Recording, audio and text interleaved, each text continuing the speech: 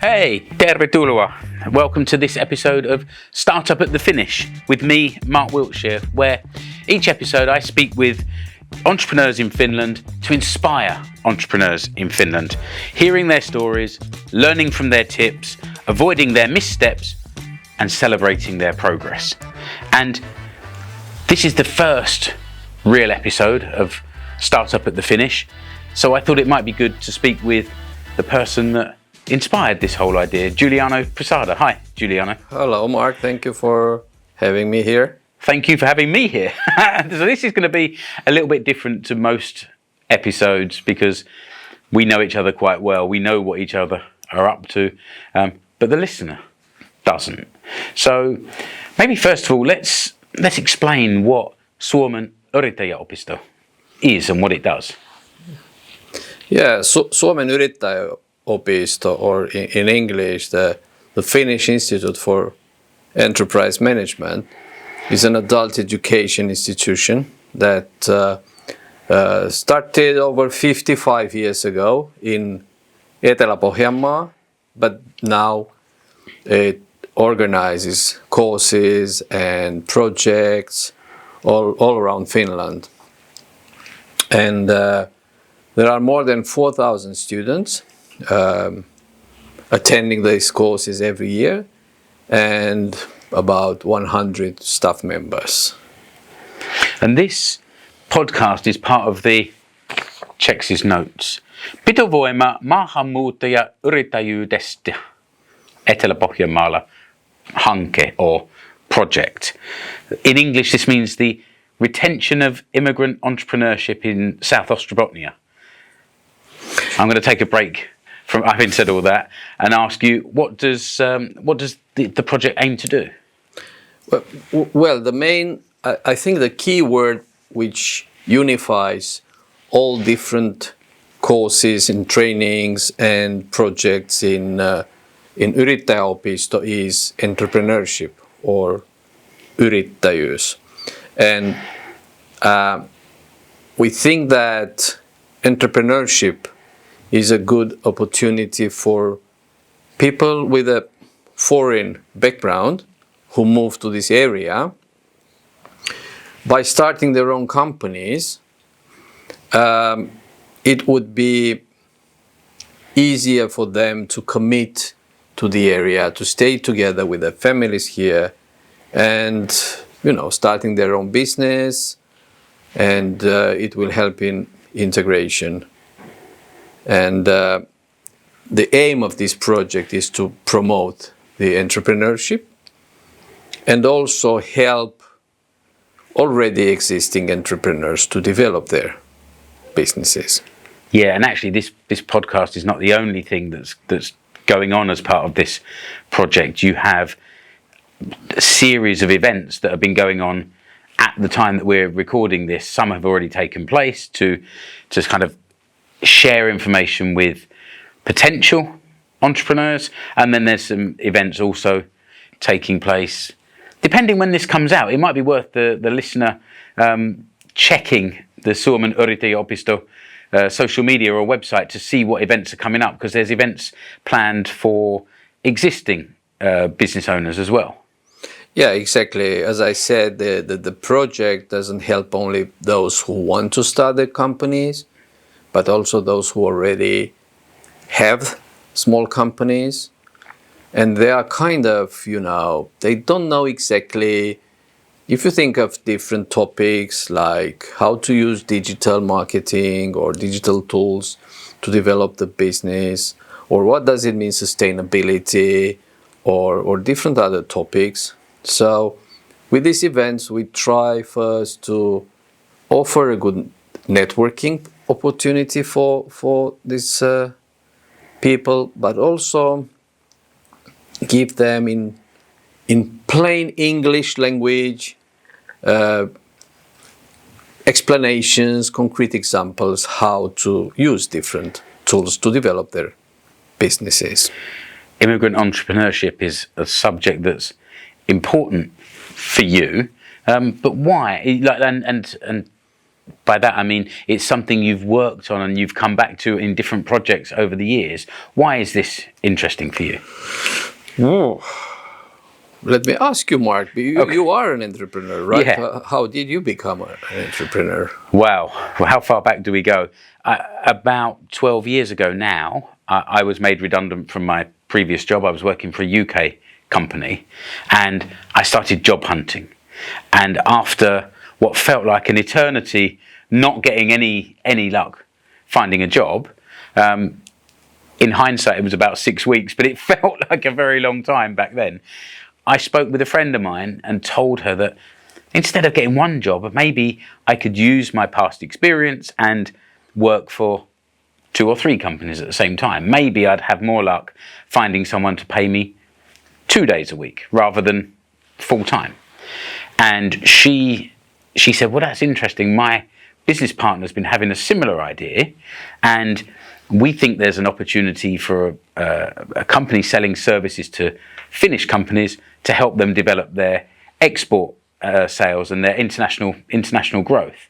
So we started that company. It was called Export, X-P-O-R-T. Export is still going now. But that was, for me, my first ever thought about being a small business owner. And I'd never wanted to do it beforehand, but then it seemed like an opportunity, and it brings a different kind of lifestyle. But that was my step into it. Yeah, I think it's kind of it sounds like a typical path for a foreigner who moves to Finland. I've learned that since doing it myself. You meet others and you realize that. Yeah, exactly.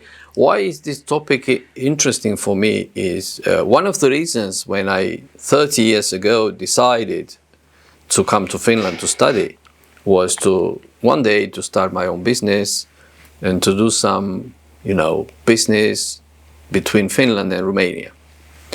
And at the beginning I thought that's easy. I come here, I learn something in 3 months, go back and start my business. It didn't happen just like that. It happened many years later. But what I've learned here is that if you ask anyone in Finland about South Ostrobothnia, Etelä-Pohjanmaa, the first thing they say about this area, they say that it's famous because it's very entrepreneurial. There are many small and medium-sized enterprises in this area. But when you look at the statistics and you see that this area, if you think the number of migrant entrepreneurs living in this area, the level is low, is very low compared to the whole Finland. So I think we should use this image of being an entrepreneurial area and encourage also migrants to start their own businesses here. Why do you think it is low? I don't know, maybe they don't know about these opportunities. Maybe don't have the right, guidance at the beginning of their stay here. I think for many foreigners, starting a business is more like a last resort. If you don't find anything else, okay. It's just like I said it was for me. Although in hindsight, it wasn't a last resort. I was just very, very impatient, but it felt like it. Yeah, and I think we should have different activities that encourage, and at first just to let them know that there are a lot of opportunities in the area. It is possible for a foreigner to start a business here. It's not that bureaucratic process, and give people the chance to take it as also as a first option and put some effort on it. And we should promote this more actively, this opportunity. It's, you can start your own business or buy an existing one, and there is still potential here, as I say, statistically. the percentage of migrant entrepreneurs is very low compared to the average in Finland. What type of work you have done in Finland? You said that you came here, you were working for a company, then you started your own business. What is now? Yeah, again, that's another long journey. With Export, we were doing not just consulting, but kind of more practical hands-on work that companies entering new markets would need to do. So it could be some kind of market research, really focused market research. It could be sales and lead generation, contacting people overseas, arranging meetings, going to trade fairs, either as a visitor or on a stand with our customers. There was some written marketing work, anything that a company needs when it's going overseas. And then about 5 years ago, because I was curious, and I was also being offered work that didn't really fit within the remit of what Export was doing, I started my own toiminimi. So Export was osakeyhtiö, a limited company. Then I started my own toiminimi, or solo enterprise. And then I started picking up other types of work, some mentoring for people starting a new business, for example, and voiceover work, which ties in quite nicely with the podcasting that I've been doing over the years. I've also been hired to appear in sort of promotional videos and things like that, like really kind of varied work, as well as other work similar to what Export is doing. And once I had my toiminimi, I was then working with Export rather than being an employee there. I still have a share of the company, but I was working as a third-party provider to Export. And I became, I guess, more open-minded to what my skills could be put to use doing. Yeah, it sounds very complex, and I think it is what is entrepreneurship nowadays, I would say, because a lot of people talk about hybrid entrepreneurship, light entrepreneurship. Yeah. Well, there are options. Some entrepreneurs prefer to concentrate on a certain business. They are very good in, I don't know, producing some metal products, and that's it. Some others are more involved in different businesses, because, as you said, you realize what are your skills and where can be used. And of course, entrepreneurship is a good way to do it. I think we're going to hear through this series from different people, some who are in a situation like mine where they're doing a little bit of everything to make their business and to support their lifestyle. And then we're going to have others who have got a very focused vision, and this is what I do. And there's definitely room for both of those types of entrepreneur. Absolutely. That's for sure. Yeah. So what has your journey been like since you moved to Finland and since you've been in Finland? Well, came here about in '95. That's 30 years ago. My plan was to be here like for 3 months. I came here to study, and then study, work, language, family, volunteering, fail, succeed, repeat. Here, after 30 years, still here, still trying. Still trying. Trying's a good word, because the word yritys means like to try, and yrittäjä comes from that word in Finnish. So you're still being an yrittäjä. You're still being a trier. Exactly. And you work as an entrepreneur. You also do project work like this within Suomen Suomen Yrittäjäopisto. So how does that work? How does your work balance go? Yeah, I think, well,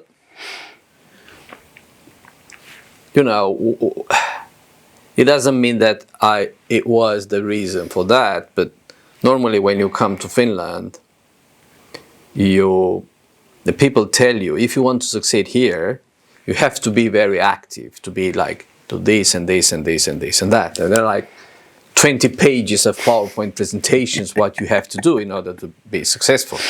Okay, that was not the reason, but I mean, I like to be involved in different things, and entrepreneurship and running projects and helping foreigners who move here in different things. But I think these different type of activities, somehow related to each other, they help you to understand both the real entrepreneur's life and the company's life, and also the public sector, and how you can link these together. I think you can only do it if you are somehow involved in both. And also, I think it gives more credibility when you teach someone to do things that you already tried by yourself to do those things. You're teaching from experience rather than from a book. Yeah, and actually I had a training with a group of people, and one guy asked, "Hey, can you tell me something about your background?" And because he wanted to understand what kind of knowledge I have, and then when I told him, he seemed to be happy. A little bit more receptive to what you were saying. Exactly. Yeah. So try to balance between these, and so far I think quite okay. What are you doing right now? What is your like? I guess it's similar. I worked kind of full time as a yrittäjä for about 10 years, and then in the summer of 2023, I was finding that things are very up and down, and that's quite difficult to manage if you have 3 really good months and then 3 really bad months, like trying to balance those. So I decided maybe to look for a job, and I applied for a job. I'm now working for a local company called Minarito. Minarito is a contract manufacturer of vitamins and food supplements. And they advertised a job for a sales coordinator. And I thought, well, I've been a channel manager. I've managed distributors and wholesalers overseas, and I've managed the whole Nordics. But I wanted to get back into a job within a company, within a bigger team, rather than doing things on my own. And so I applied for this job, and they came back and said, well, we've interviewed 2 people. We're going to give one person full-time, but would you be interested in part-time? And so I thought, well, this is an opportunity. I'm going to take this opportunity. I had some other projects going on at that time, so it kind of suited me quite well. I took this job 50%, and found, I mean, it was similar work that I'd done in the past, so it was familiar for me. And after a few months, I was asked if I wanted to stay longer or work more rather. Did I want to work full time? And I managed to negotiate down from full time to 20 days a month, because I wanted to leave space for this other project work. I think working as a solo entrepreneur, although it was sort of challenging keeping enough regular work, I'd almost got addicted to the variety of work that I was doing, and that was really interesting. It keeps the mind active. And now with this, the job that I'm doing at Minarito is really varied. It's sales work, it's export documentation, it's occasionally working in production, it's sometimes opening the loading bay and sending pallets out. It's a bit of everything within the company. But then I also have 1 or 2 or 3 days a month for other project work. and that also keeps the other side of my brain invigorated, I suppose, as well. So that's where I'm at the moment. I have regular work which covers the bills, and then I have project work which keeps me stimulated, and it's bonus. It's the summer holiday fund. Right. Yeah, sounds very interesting, and also I know that outside work you also are very active. I think you are a podcaster. How many podcasts do you have? Well, I've got, outside of this one, I've got 2 that are active. They're both about football. But how did you become a podcaster? How did you get this idea? That's maybe where it goes back to. I was having some kind of work meeting with our friend Paul Fairchild, and during that conversation, it became clear how we as immigrants view Finland differently from the Finns, and how the things that they take as everyday, mundane acts, like, I don't know, walking in the woods or picking berries or something like that, are exotic to people who are not from Finland. Yeah. And so it made me think. I was an active podcast listener, and it made me think, hey, this is the thing I've got a unique perspective on. Maybe I could make a podcast about Finland, its culture, its history. And so at the end of 2014, I launched the Explore Finland radio show. And this was me going out, speaking to people, mostly Finns, but not exclusively, but about their hobby, their passion, sometimes their business, about Finnish history, whatever it might be. That's where I learned to be a podcaster. It was very punk. I don't look very punk, but it was. I had a portable recorder and a laptop, and I was going out. It was audio only, interviewing people, experiencing their thing, and then coming back, putting out the podcast with a kind of blog post to accompany it.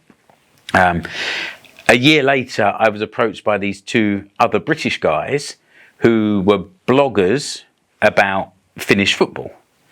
And they said to me, would you be interested in making a Finnish football podcast with us? Right. So with Rich and with Mark, we started the Finnish football show. So we're now in the 10th year, and we've been active every year. Explore Finland's been asleep for a few years, but the Finnish football show is still active. Over the years, I've had 2 or 3 other shows that have run for a limited period. They're all still out there on YouTube and in podcast players. One was international business from Finland, where I was using that to try and promote my toy mini-me and the work I do there. Another was What's on South Ostrobothnia, which was about trying to promote events and activities in this area. That was like a monthly show that I did with our friend Glenn. There's also the Ahtari Zoo podcast. That was the first time somebody hired me to make a short podcast series for them. And then in summer 2024, the local football team, Asiko Seinäjoki, they signed a player from Scotland. And his dad contacted me on social media and said, hey, where can I get some content about Asiko in English? And I was like, good luck. I pointed him in the direction of the Finnish football show, but it gave me an idea. With my friend Julian, we started a podcast, the Seinäjoki Football Supporters podcast. This in 2025 will be like every 2 weeks.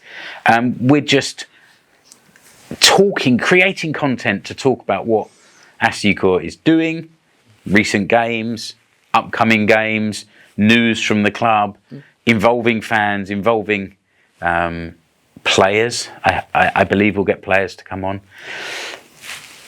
And around this, creating some kind of community on WhatsApp, people that are interested in the club, where we can create the content and also have this WhatsApp group where people can chat based around the club. So I've realised this year that maybe I've got a bit of a problem with podcasting, but as long as I can find the time to do it, it's a healthy hobby. It's not. At least it's not something that's doing me any harm. So can people hear your other shows? Where? And on YouTube, on Spotify, any podcast player. Right. Probably you'll find most of them by searching for my name. Okay. Although I've given you the names of all those shows, but I would ask that they don't go and search for those immediately. That they keep listening to Start Up at the Finish. Yeah, absolutely. Before they go looking for something absolutely.